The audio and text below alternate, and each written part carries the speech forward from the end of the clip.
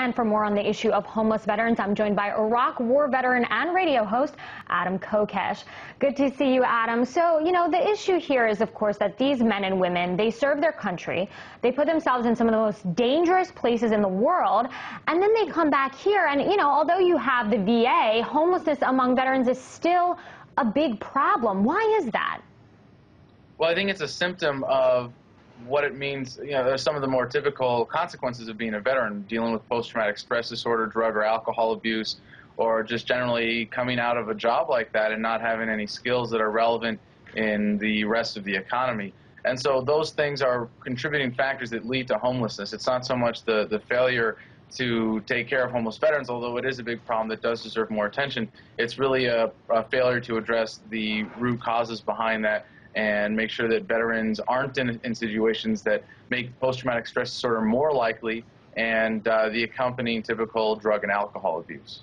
Now, you fought in the war in Iraq and then came back to be an anti-war activist. You and your fellow soldiers come from a place and a mindset where everything in terms of food, shelter, clothing is taken care of. You just got to go out and do your job. And then you come back here and you have to completely readjust. Take on the civilian life where you have bills to pay. The personal and professional responsibilities are completely different.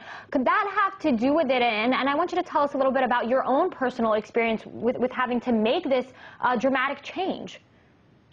Well, that's definitely one of those factors, but most veterans who aren't dealing with those ancillary issues or towards homelessness are doing okay.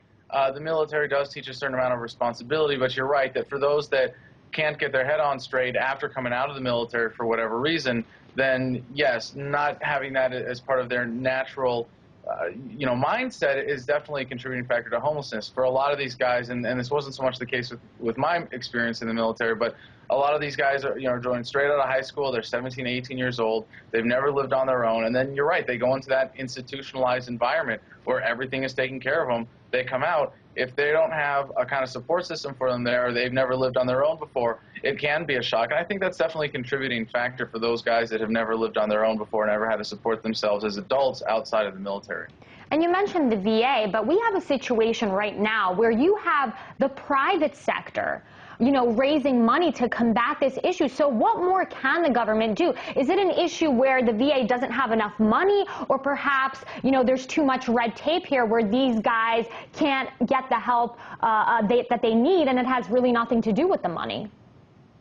Well, like I was saying, it's more about addressing the underlying issues, those things that contribute to homelessness, the things that make a veteran incapable of supporting themselves or finding a home. That's the post-traumatic stress disorder, that's the drug and alcohol abuse, that's the lack of job skills and transition coming out of the military. So really, in a sense, it's more about military policy there than VA policy. Although it is a major issue, and when we see the economy suffering as it has, we see the housing market in the kind of tumultuous times that it's experienced recently, it's just sort of natural that you see you're going to lose guys at the margin who are going to end up homeless. And a lot of those guys at the margin today in this economy are veterans, and we're seeing those numbers reflected.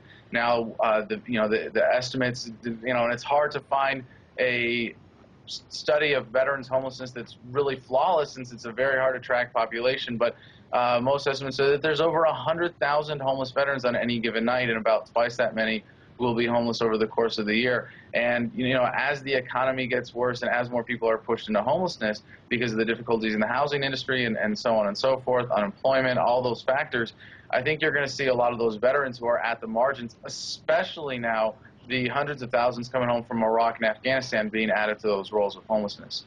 So how do we start dealing with those issues, some of those underlying issues, Adam, that you had mentioned before they become a problem? Is it then up to the military from the very beginning to lay out the groundwork for when these guys come home to be able to take care of themselves and not go through situations like this? Or is it a case where, they're fighting an unconventional war and there's really nothing anyone can do about it because you have the ramifications and the side effects that you do because of what they experience in places like Iraq and Afghanistan? What do you think?